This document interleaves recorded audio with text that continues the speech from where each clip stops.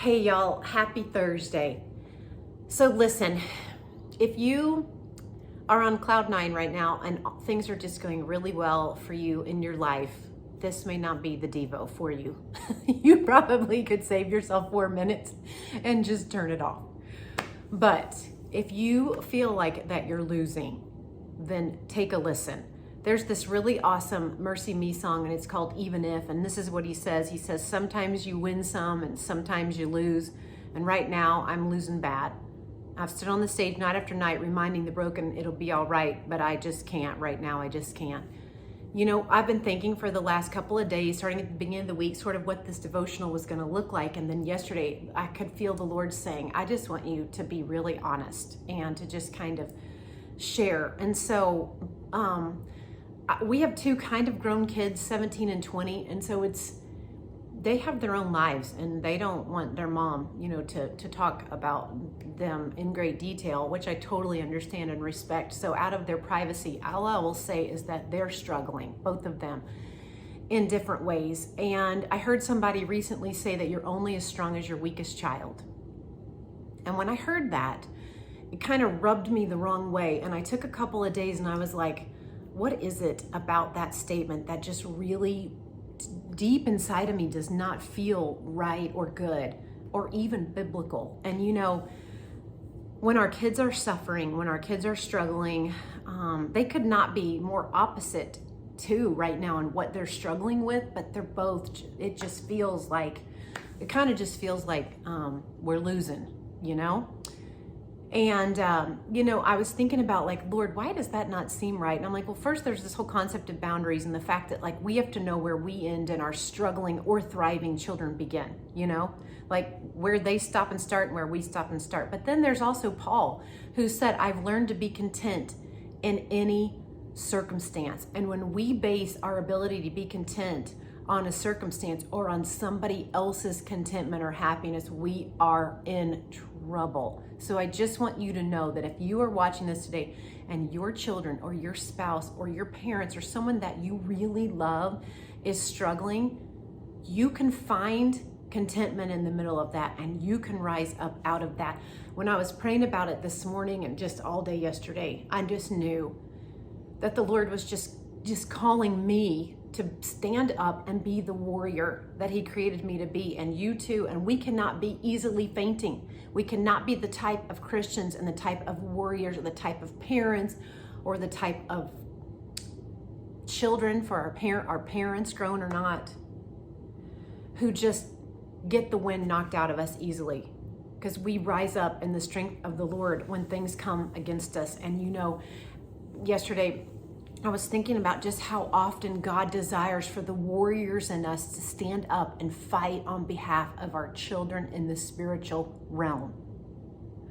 So then I was thinking, what happens when a boxer gets knocked down? Because I sort of feel like I'm in about the 8th round, and I start off real strong in round 1, and by round 8, I'm a little slower to get up, but I'm still getting up. And I was like, what makes a boxer go down? Okay. There's two things. I mean, I don't know a lot about boxing, but the two things that came to mind was, number one, that you haven't been trained appropriately and therefore overpowered by your enemy.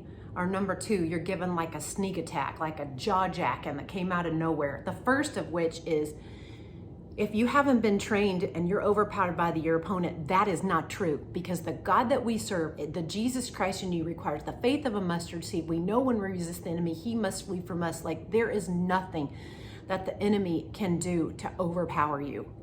And the reminder there is to stay training, to stay in the word, to stay praying, don't get wandered and wayward, but to stay in it with the Lord and let him help you up off the mat in the 8th round. The second thing is the sneak attack, and I think that's a little bit of what happened to us yesterday. I got jaw jacked kind of unexpectedly.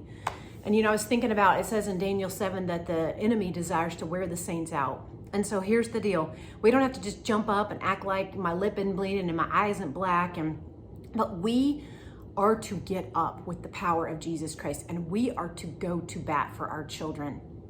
We are to pray for them in the spiritual realm, and we are to encourage them. We are raising warriors in them too. And I don't care if your child is 5 or in 5th grade. I don't care if they're struggling because they've been left out of a sleepover or they didn't get invited to a travel soccer team. I don't care if your kiddo is high school and college and the stakes are a little higher. I don't care if your kiddo is married and has children of their own. We are called to raise them to be warriors, and we cannot be the type who just freak out when we get bad news. And we have to teach our children the same way, to have strong foundational roots and to train so we can resist the enemy when he comes against us, and to get up when he jaw jacks you sneakily. We need stable, solid warriors for the kingdom. I've been memorizing the book of James, and it says, consider it pure joy, my brethren, when you face trials of many kinds. They're coming. You don't get to avoid it, nor do I. Then it goes on, I think it's verse 12, and it says, blessed is he who perseveres, because when he has stood the test. Y'all, I don't know what you're facing.